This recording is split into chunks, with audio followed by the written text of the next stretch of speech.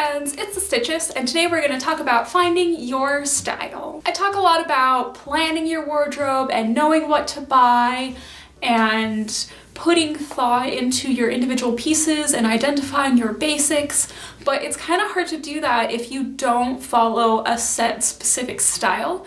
And so this video will give you some techniques, an outline on how to do that for your own wardrobe. Honing in on a particular aesthetic will really help you in the long run, even if your aesthetic changes over time, because it will help you have more of a solid idea of the types of things you wear and what will work best with that, as well as what sort of feeling you're going for with your outfits, and you'll be able to identify key pieces that can help you reach your clothing goals. So again, overall, we just want to focus on one specific key style or aesthetic, and it doesn't have to be a named style. Like, you don't have to go for Lolita, you don't have to go for Fairy K, you don't have to go for goth or punk or anything like that. You can have your own specific set style that's unique and all your own. You just have to put thought into it ahead of time before you start buying. So I've broken down my guideline into 3 different stages. So obviously we're gonna start with stage 1.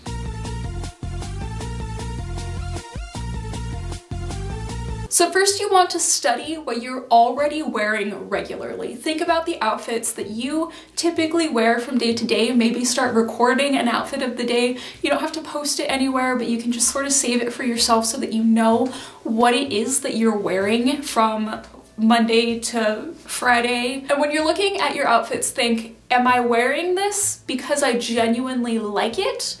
Or am I wearing it because I have the clothes and I'm forcing myself to wear them? You know, think about, what do these clothes that I currently have say about me? And what do I want my clothes to say about me? Like, is there a gap there? Or do you already have a pretty firm grasp on your style already? And by extension, are you dressing for who you are?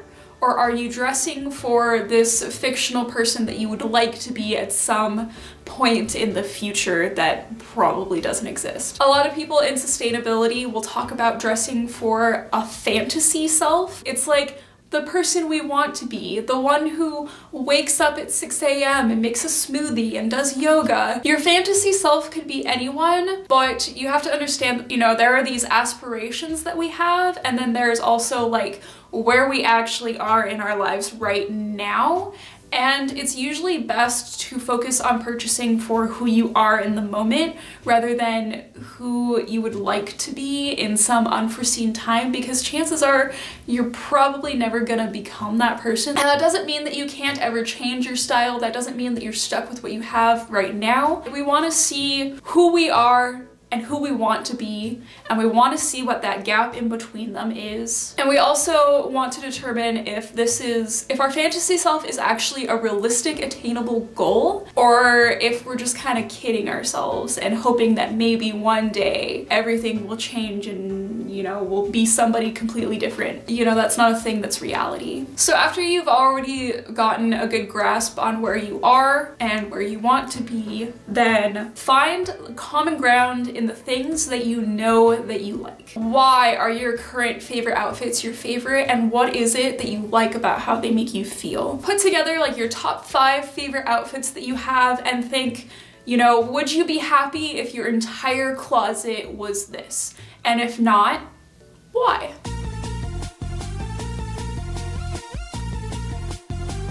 So next we move on to stage 2. We really want to use what we learned about ourselves in stage 1 to identify key basic components in our style. Consider common themes, colors, cuts, fabrics, styling techniques, etc. And really identify the basic garments that are needed to create that style. If you're going for, say, alarm look, then you'll probably want some sort of structured, fuzzy, textured skirt and probably some sort of really dressy Peter Pan collar fluffy top.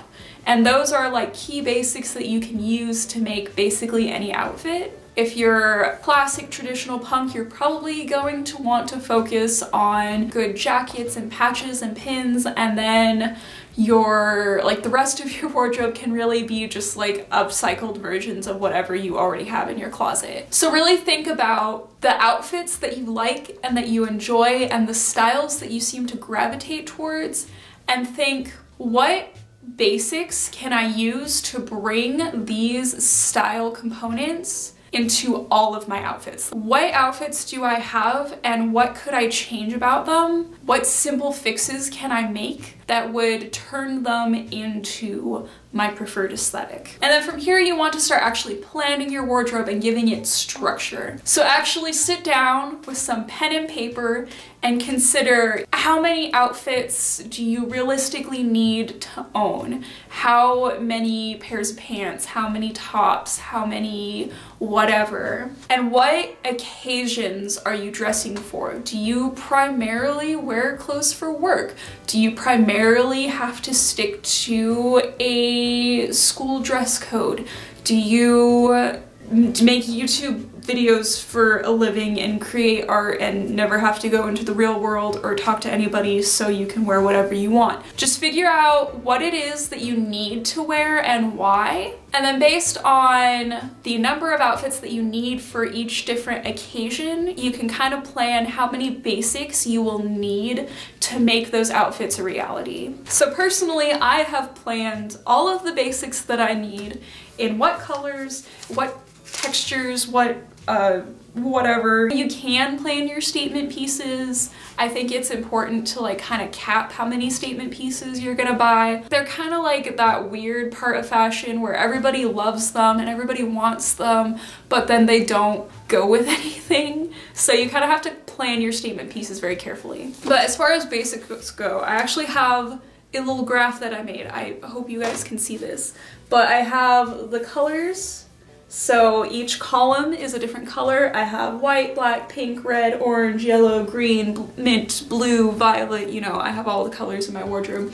If you only want to wear 5 different colors, then only make 5 columns. And then I have the different types of basics organized by blouses and tops. I have 4 different kinds that I typically wear, so I've sort of roughly categorized them into 4 different types of garments.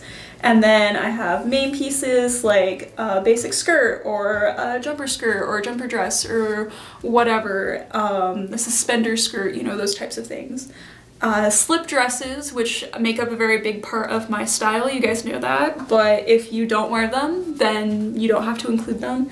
And then like basic one pieces, like I can put this on and it's like its own thing basically. And then I also have leg wear, other miscellaneous things, and then accessories. And you've noticed I've also like crossed out certain things. I don't think I need an orange skirt. I just don't. I don't think I need an orange blouse. So like there are certain things that you won't need in some colors, so you just cross that out if you don't think that your style really requires it, especially when it comes into like neutrals. Like, do you want a beige one-piece dress? Probably not. And then I've just gone through my wardrobe and written down what pieces I have that fill that void. And then the actual blank spaces are the garments that I need to focus on buying. You don't have to be as like intense as I am because again, I have to work with a really strict budget and I like to plan my pieces really carefully. But if you don't have a super strict budget and you kind of just want to experiment, then you can be a little bit more loose with your planning phase.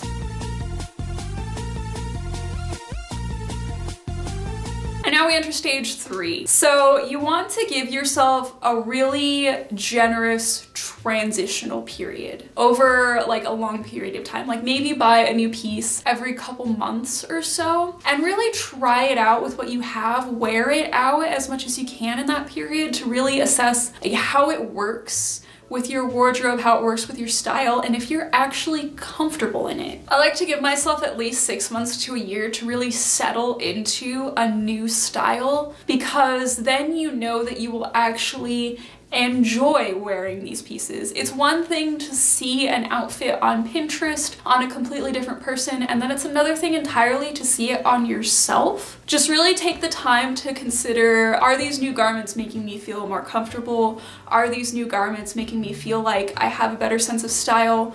Or am I actually still gravitating towards my old leggings and oversized t-shirts? During this period, also just really avoid flashy, expensive statement pieces. Until you're 100% sure that you want to commit to a certain style, you probably want to avoid pieces that are just like very obviously like, you wouldn't want to buy a one-piece Lolita dress until you know that you actually want to wear Lolita regularly, because one, it's expensive, and two, your options for coordinating it in different ways are going to be severely limited. They just don't give you as much of an opportunity to feel creative, and at this point when you're still trying out a new style and still experimenting, you really want to have that experimental phase where you realize, oh, I like wearing these types of garments together, or oh, I don't like wearing these types of garments together. And it really helps to do that if you have basics that you can just like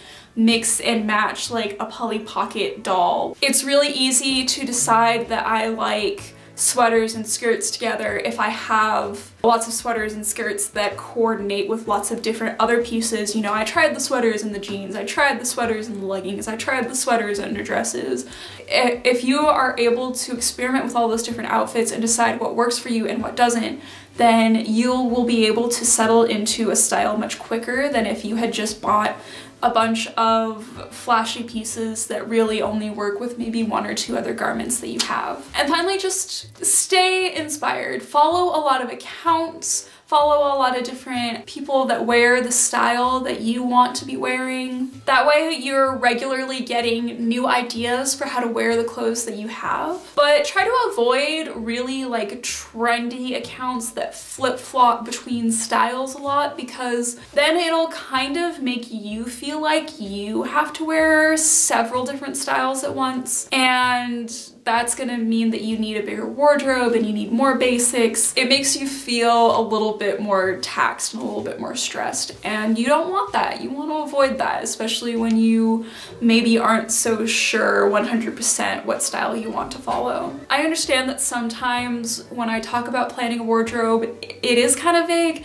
It's kind of purposefully vague, because no two styles are going to be the same. No two styles are going to have the same basics. It really is up to each individual person to decide specifically what basics, what types of garments work best for them and why. Yeah, I understand that this can be kind of dense and can be kind of hard to like wrap your brain around when you're a beginner, but taking the time to really just like assess your wardrobe, assess what you want out of your wardrobe, will help you in the long run, and it will make you feel much more comfortable in your style. So yeah, hopefully this will help somebody. So that's all I have for today. I hope everybody has a good day.